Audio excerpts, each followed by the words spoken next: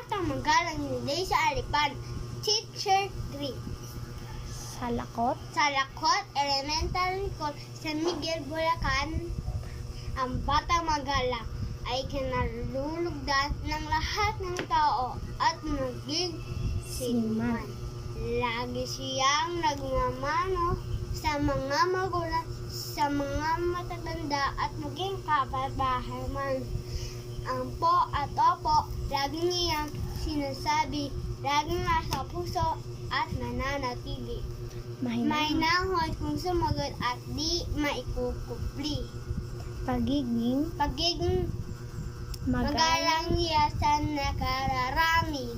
Salamat po. Salamat po. Ang tanong Ang niya, sagot, ang sagot niya pag siya ay binibigyan. Paalam, sabi niya pag siya ay lilisan.